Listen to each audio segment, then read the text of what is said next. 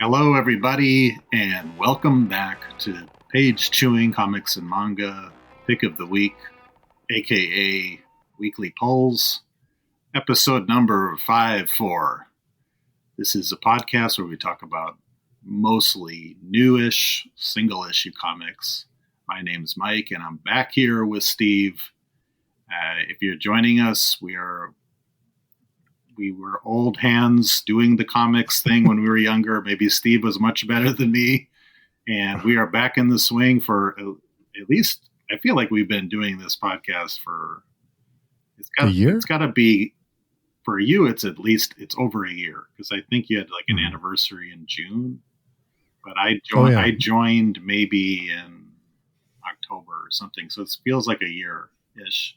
So we have I guess we now back in the rhythm, so maybe I'll drop that from the intro.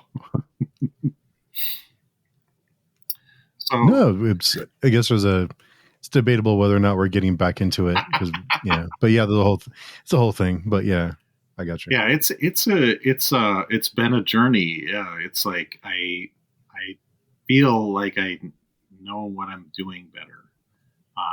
But we're gonna continue with these kind of questions that for the newbie, I think are very interesting. And this has definitely come up in recent episodes. So Steve, when you're buying a comic book or you're paging through it or whatever, do you ever consider the rating? The star rating or the content warrant, the content rating. Thank you. No, usually not, because I usually don't pick up something that's like for kids typically, but it won't deter me. If something looks interesting, I'll still get it, even if it is, T for teen or whatever the rating is. So no, not really. There was a Scrooge McDuck that was calling my name, and I didn't go for it. And that, I think, fell under the rating of everyone. So if you look at, I'm on the DC.com webpage that describes how they do their ratings. I don't know if it's universal or not, but they have E for everyone, T for teen, T plus for teen plus, and M for mature. And I had to, I guess I thought teen plus was the equivalent to what we call PG-13, but it says it's for readers age 15 and older. So teen plus may contain moderate violence, mild profanity, graphic imagery, and or suggestive themes.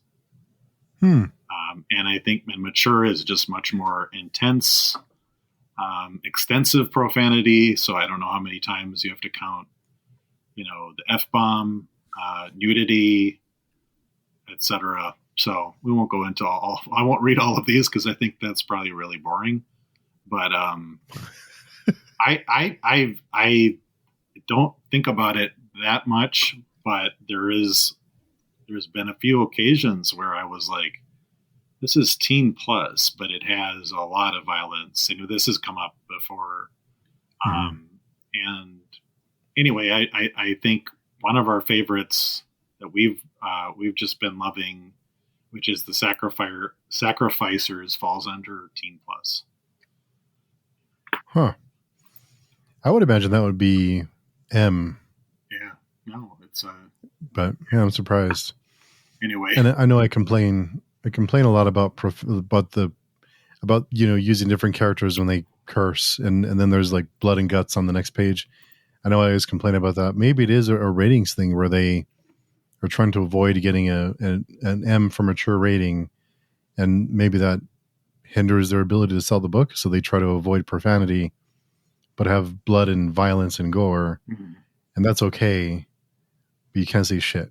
Yeah. So, I don't know. So I wonder if it's about appealing to a broader audience as well. Maybe. I would imagine it's a little bit more nefarious. Like they're trying not to get over that threshold of M for mature. So if it has gore and violence, but not profanity, maybe it's teen plus.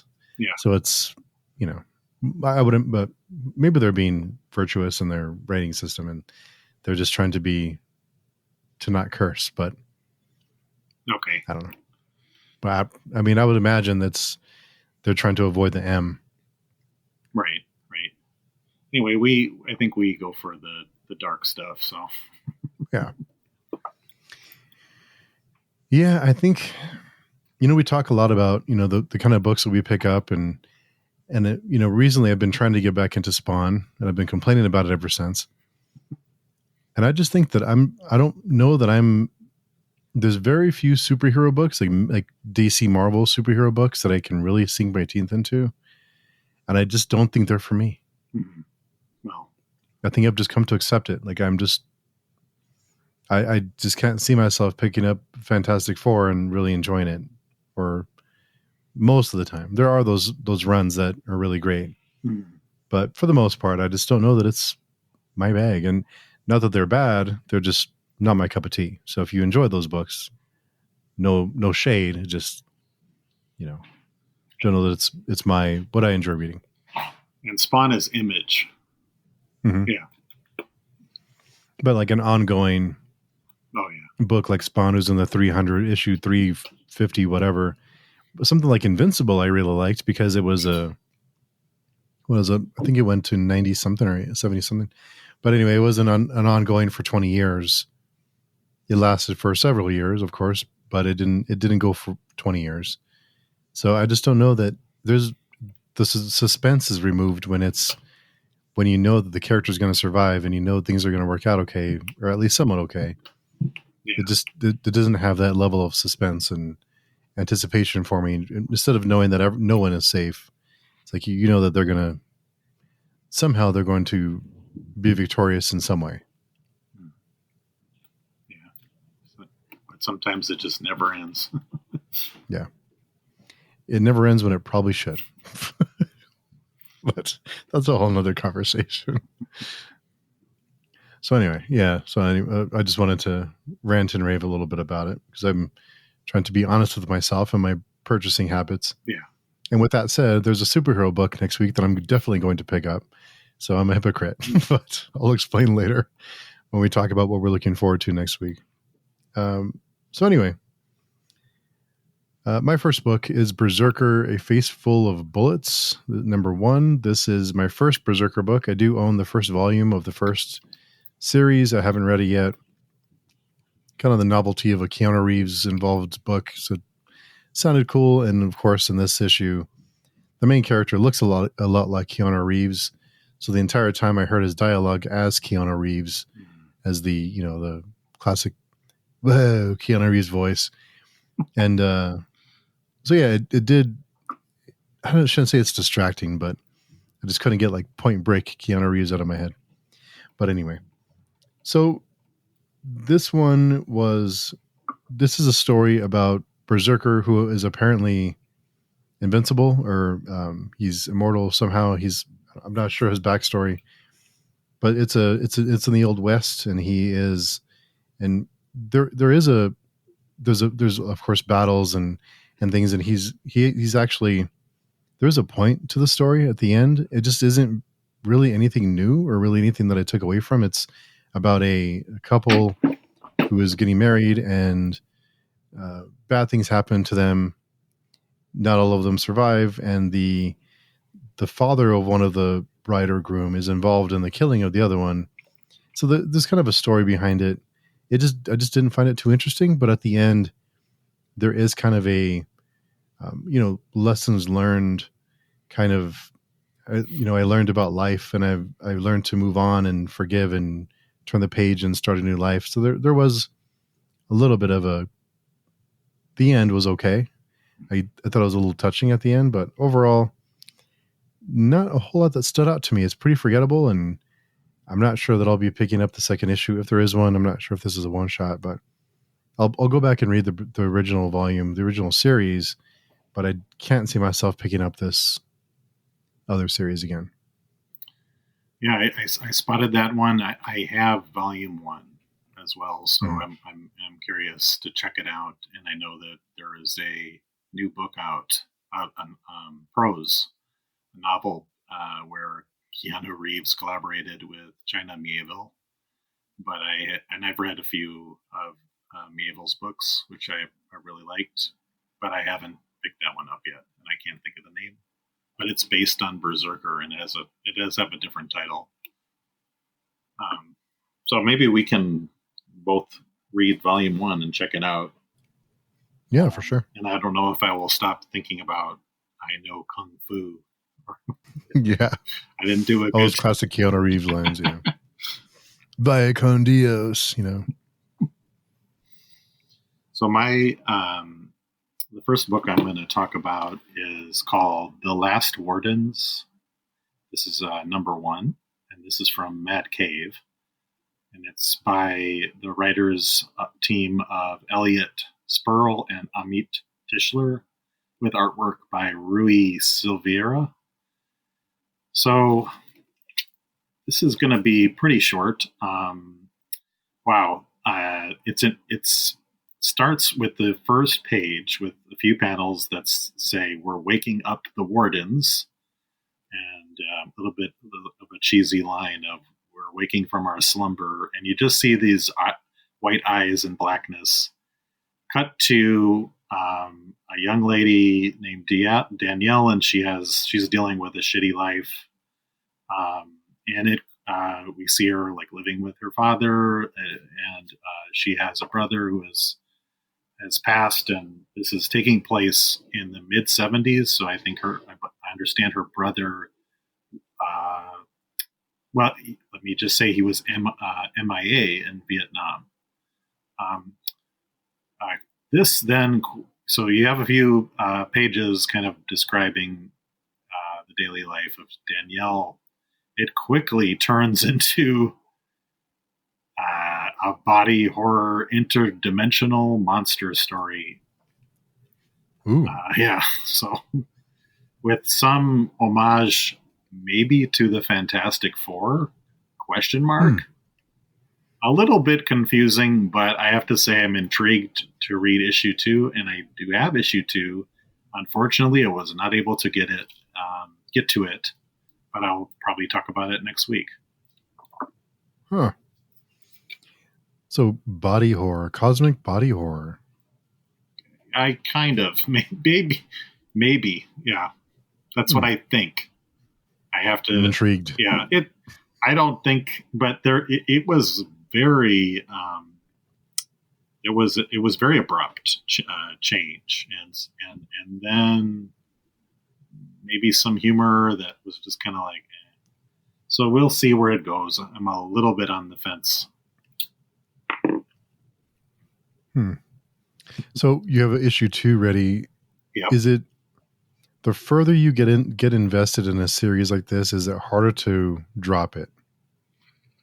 I was looking back at some of the stuff, and I feel like I've dropped a few, and just maybe it didn't announce it or whatever. But there are series that I have not completed. Like reading series I do want to, but I'm not that much of a completionist. So yeah, I could continue with 1 or 2, and just to kind of see where it goes. These are investments.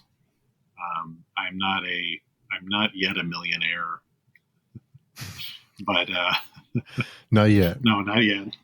I'm, $999,000 short of a millionaire or something like that. But these are investments. So if it's not working, I do need to probably cut bait. Mm-hmm. So the next one for me is one that you read, I believe, last week, which is Damaged People #1. And it didn't take me very long to realize why you referenced Ghost Story, the movie Ghost Story. This is it's of course a ghost story about loss and grief, but also forgiveness. I love the artwork, the style, the very detailed style. It's very stylized. It has almost like a monochrome look to it in some ways with the art style. Very dark and haunting and perfect for this story. And for as long as the story is, I was impressed with how invested I was in the characters and how developed they were in a really short period of time. So it's always nice when you can go into a story like this and within an issue, be invested and be, really care about the characters with not a whole lot of dialogue. There's not a whole lot of even text. So really good job with the art and the story. So yeah, I enjoyed it. I can see why. I believe you also compared it to Swan Songs, and I can see where that came from for sure. So this is right up my alley. This one was almost my pick of the week. Okay. Very nearly my pick of the week. But this is definitely a series I'll be following, and I was really happy about it. I was really enjoyed this one. I think the Swan Songs comparison also is because it's an anthology, so like the next is going to be a new story. That's what I remember. Yeah, and I really do prefer the anthology style where they have an issue dedicated to one story and then we move on instead of it being 2 or 3 stories in an issue that are ongoing. I think it's tighter. It's easier to. I just prefer that format rather than getting bits and pieces every month of each of 2 or 3 stories. I do like having a story to read and then you move on to the next one the next month. Especially in a monthly format, I think it's much more effective and easier to be invested in. Yeah, well, what a perfect segue. Because I'm going to talk about Hello Darkness #2, which is an anthology horror series, and we get like 4 stories. They're short. Some of them are really short. And the first one I was over the moon with. I really loved. And, this one has 1, 2, 3. It has, I believe, 4 main stories. They also kind of intersperse artwork. So, like, in between stories, there'll just be like a full page. I think one. I'm probably not so great at describing it, but one of them is a woman that has fungi coming out of her face, and anyway, it's just interesting. Chia Pet. Yeah, sure. Why not? Okay. So I don't want to run down all of the stories. I will just say maybe one that wasn't so good, and then one that I am really liking. So the first one I'll mention is called Stargazers, and it's I think it's an homage to older comics, maybe from the 50s or 60s. It has a very grainy look, or almost, I don't know if you can see the dots, the printing, how the printing was done, and that was interesting. I can't spoil it because it's like literally 4 or 5 pages, but it starts off okay and just I predicted what was going to happen. And then we had the continuation from #1, which is a series called The War, and this is Garth Ennis and is it Becky Cloonan? So a really interesting team, and this is Garth Ennis taking himself much more seriously. And as I mentioned in issue 1 last time, again, not going to go into too much details, but it's basically like what World War III could look like now, given what's happening with Ukraine and Russia and countries with nuclear capability. And it's like people kind of figuring out how they deal with that. So this was really fascinating because there's, in the first short, we are introduced to all these couples, and each one now has a different take on how they're going to deal with the situation, like the threat, and just wonderful writing. So this is a little bit more hit and miss, but there were 2 hits for me and a few stories that I was just like, yeah, it's okay. So I'm definitely going to continue. I just can't. I just assume it's difficult to continually generate good quality, but I like Boom Studios. I feel like they're doing some good work, or I've noticed that I've liked some of the work they've been doing more consistently. Yeah, Boom has been pretty good. Mm-hmm. Pretty good. Yeah, they've been well booming. And Emma, everyone knows, everyone who listens to the podcast knows that I'm a Garth Ennis stan. So it's a good segue, I guess. And to Get Fury number 5, this one, I say it's the calm before the storm because it's the penultimate issue. There's one more issue to go. It's not a calm issue. There's a lot that happens. So I don't want to say it's a calm before there's lots of action. There's lots of death, but it does seem like we're getting to the end. Things are about to really go off, and we're still building the political intrigue, the double crosses, the government involvement, the corruption. All of it's kind of coming to a head, and you wonder how all this is going to get wrapped up. And we kind of know because this is a prequel to, I believe, even Punisher Born, or it's either right after, right before Punisher Born. And so we know that they're not going to die, but it's still fun to read. So yeah, of course, I love Jason Burrows, love his artwork, love Garth Ennis, love what they're doing with this book, and looking forward to seeing how it ends. So one more to go. I'm disappointed, but I'm also happy because it's 6 issues is probably right about what the story should be. But of course you always want more. So you're disappointed because you want more of it, but you don't want it to go on too long needlessly and then it get watered down. So excited to get to the last one. Yeah. I'm curious to hear how it ends. So next up, I offer to you something called PP Poo Poo. This is issue number 1 by Caroline Cash from Silver Sprocket Comics. They're not a big publisher.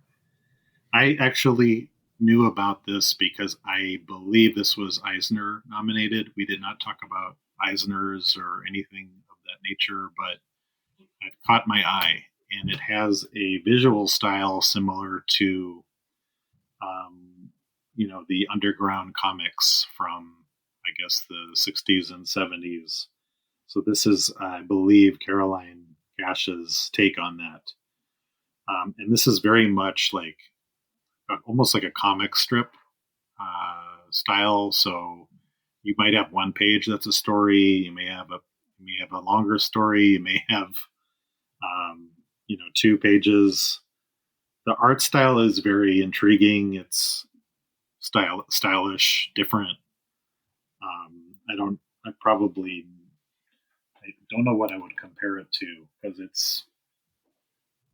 it reminds me of something, but it's just on the tip of my brain and I can't think of it. But maybe it's an amalgamation of different styles. But she does funny slice of life stories. There's like at the end of the story, there's like a what do you call it? Like they're typically comedic. So there's like a punchline kind of. So it's not for everybody. Maybe I will say, although I'm enjoying it, generational. She's much younger. She's 20 years younger than me. So some of the stories are for people in their 20s, and I don't relate to it as much. But I really think it's great. She talks about dating apps and things like daily life things and moving to a new city, and she talks about being gay and the challenges that I guess she's faced with. But it's $9.99. It's it's a magazine size, so it's a big one. Huh? Yeah. Really taking a risk with that title, aren't they? Like really going for it, at least. But you have to respect that. I mean, they're really not sugarcoating anything, so you know what you're getting into, I guess. So last year there were a few issues which I did not read, and one was issue 420. Another was issue 69, I think. I'm not. So she's very tongue in cheek. So this is not the first issue, but I don't think it matters. There's just not that much continuity. It's just it's her. The author is the character, kind of thing. Oh. It's modern take on 60s underground music. Oh yeah. Okay. Bunch of award nominations and yeah, that's why I checked it out. That was the reason I was like, oh, and it's a little bit different from what we read. So I'm trying to seek out some of these things. No, I love it. It's really great. I'm intrigued now. Yeah, for sure. So from hard to segue off of pee pee poo poo, but so we'll get into Drawing Blood number 5. I really love the first 2.5 issues of this story.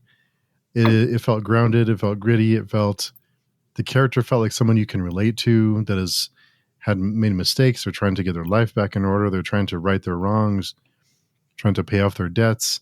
They're trying to turn their life around and create something again, kind of reach that kind of feel like they've reached their pinnacle. They want to try to reach that again. They're trying to get back in the saddle and take another swing at it. And the last couple of issues, it just the main character whose book is just he just keeps doing really dumb things over and over again, and it's like the character went from relatable to from like a relatable can't get out of your own way, but you're well intentioned, to someone who's just you just can't. These characters get to a point where you find it hard to root for them because they just keep doing dumb shit, and it's like stop, like it's just frustrating more than it is anything else. And the story is almost taking this kind of it doesn't feel grounded anymore. It feels like it's going in a different direction. Like it's exaggerating. It's very exaggerated, and there's things that are happening that just felt before it felt more like someone telling their story, and now it feels like an exaggerated story you tell like over a couple of beers. You just kind of things get a little bit more, outrageous or just a little bit more interesting than it should have been. Also, the antagonists that we've set up, they make really dumb decisions too. Like they let our main character who owes them money to go off and do really weird things. It lost its thread for me. It doesn't seem grounded. It doesn't seem based in reality anymore. And that was its charm. That was what made it fun. And now it just seems like it's hard to root for this character who just is a complete idiot, who just doesn't learn anything. He hasn't developed. In fact, he's going backwards. And it's losing its charm for me. I'll give it a few more issues. I don't think there's that many issues left. So I'll probably end up finishing it out because I'm a sucker, but it's not bad. It's losing its edge for me. So Drawing Blood number 5. Do you think that it maybe could have been wrapped up in fewer issues? No, I think there's some really great storylines that they've developed. I think there's some really intriguing stories that they've kind of set the seeds for, and I think we can go for a while. Actually, I think they're setting up a lot of storylines that can live for a while, have legs, but it just seems like they're being squandered. Okay, well, so what I have up next is called The Power Fantasy. This is by Image Comics from Kieran Gillen and Casper Wingard. And I did look up that author and forget what they're known for. It's pretty well known for something. That sounds so bad. But the memory is not what it could be right now for whatever reason. But that author has done some big work. So this one did take me a while to get into. I like how it was set up. You don't really know what's going on with these two characters. Then all of a sudden something, super powery-ish happens. And yes, there are what appear to be people with super abilities or superpowers, but they're not dressed in costumes or anything like that. They're almost like gods. in this world. I think it's like it's Earth, but it's another version of Earth where you have a limited number of people with superpowers, but they are when I say they're godlike, they don't seem to be on any side necessarily. I can't tell. There's one that maybe is clearly bad, but one of the godlike characters is able to stop time, is able to like go back in time and change things, and fix. It's just all of a sudden there's, and then as you kind of look in the background, you see posters on the walls in the town that they're in that are like almost like people are worshiping these gods or characters. So I did find that very interesting. This could have been a pick of the week. There's discussions about the world ending, use of also again nuclear weapons, and I did find it intriguing. This is Kieran Gillen? Yes. I probably mispronounced. Yeah.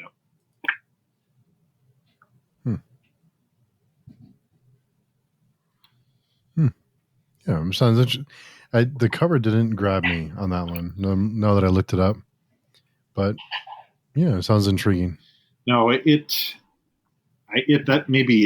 took me a while. The cover, looking at the cover. Actually, I have it in my hand as we're speaking, and I could not tell what's going to happen.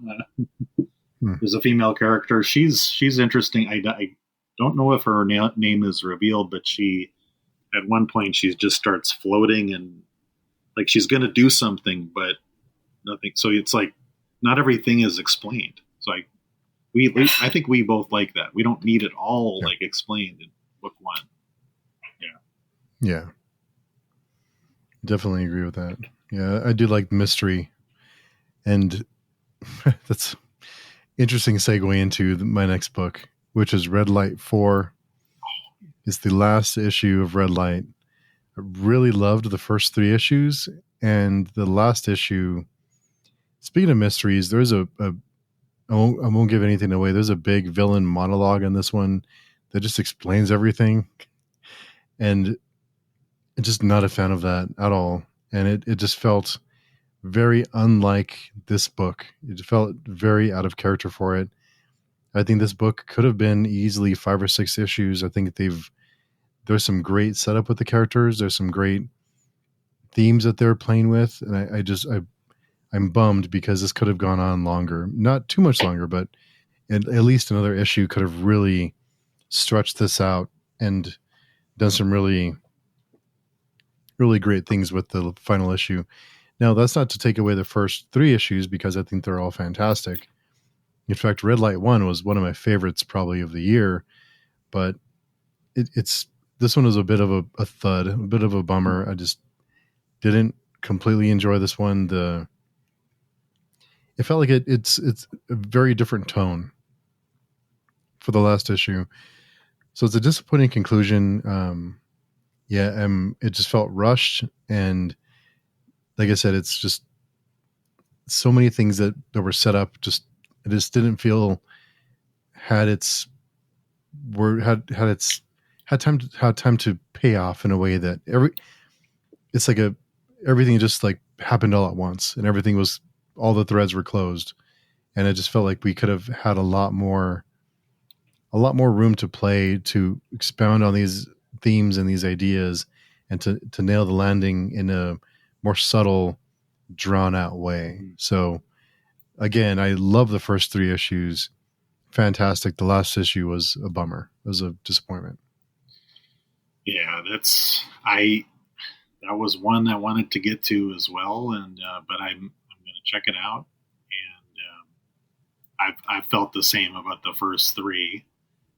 Wow, you know what though? I felt like there was a long delay between 3 and 4, so who knows what? Yeah, I wonder what happened. If there was, I'm not sure. Yeah, we don't know what happens behind the scenes, but and maybe that's contributing to it, because I thought I missed the last issue, because it's been months, I think, and I thought, did I miss it, or it popped up, and so I was excited to get to it, but so maybe that was contributing factor to it too. Yeah. So my pick of the week, it's not a strong reverberating, capital letters pick of the week. And Steve, you talked about it last week, so I'll go very quickly. This is Standstill from Image Comics, and it's a big issue. This is apparently going to be 8 issues. This one has a lot of pages. It's extremely fast paced. I felt so, like, when you and the artwork is just, I find it very well done. But what you're zooming in from page to page, so like you might have 1 or 2 panels, maybe 4. I'm just paging through here often. So that's playing with the pacing. There's action that takes place here with the main character. I don't think we know his name, as you said, Steve. He's kind of a not so great dude. I mean, he thinks he's doing good things, but he's definitely I believe morally gray, or is just messed up because he has this ability to stop time. But the way they worked with it in the beginning, I was just really impressed. I was like, how are they going to manage this in a comic book? But I thought it was cool. You just kind of have to see it to understand what's going on.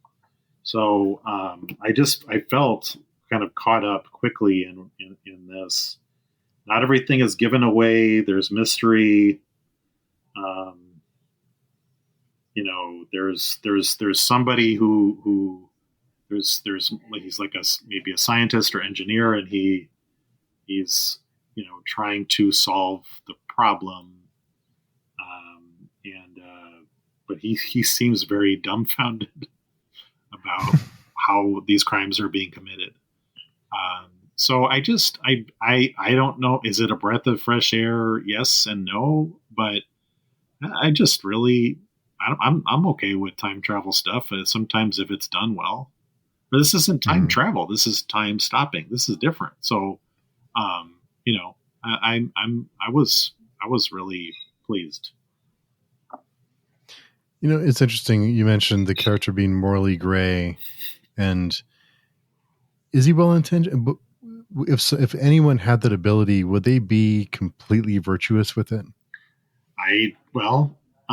At the beginning, you think that he might be doing like he's dealing with bad guys. What we can assume as a reader are bad guys. Well, we think, but the way he handles it is not so good. It's very over the top. Yeah. No, so you're probably right. Actually, now that I think about it, I'm just looking for the right words to describe this bizarre character that may be completely insane. Yeah. I'm hoping they explore those themes on what maybe we can learn more about him before he had the ability, or before he realized he had the ability, and the differences of how it's changed him, or if he's the same person. Yeah. Yeah, it's interesting. I'm glad you enjoyed it. Not a capital letters pick of the week, but a pick of the week nonetheless. And it's the same for me, because my pick is Napalm Lullaby number 6. This is a series that I'm very up and down with. There's some issues I really enjoy. There's a few pages I really enjoy, and then it kind of does weird things, and I lose the thread sometimes. I've said thread a lot tonight, but story threads. And so we continue to learn about the father, about his role, about this rebellion, about this cult who is running the world, about these siblings, and it was all fine. It kind of continued where the last issue were left off. The part that I really loved is the end, the last 10 or so pages. It does examine what you have to become to battle evil or to battle someone who doesn't care. So you have to someone who has no remorse, who doesn't consider anyone else. They're absolute in their conviction to be victorious and to be evil or to rule or to be oppressive. The fact that you have to become that to battle them, you have to adopt that same mindset to have a chance to defeat evil like that, and what that does to you, and what the price you pay, and the cycle that it creates. To Because if you're able to stoop down to their level and defeat them, then you're in charge. But then you've gone through this cycle, and now are you the same person who started out to be hopefully virtuous and well intentioned? Are you that same person after you go through that journey? And so I thought that was it really kept me thinking. So the fact that I was still thinking about it hours later, I decided to make it my pick. Yeah, I'm so jealous because, I possess this one because I'm looking forward to reading it. And it definitely took like the last issue number 5. I think we both felt it took a bit of a dip. They must have heard us. Remender must be like tuning in to the podcast. Remender. Yeah, I'm gonna start not picking the sacrificers every month if you keep it up.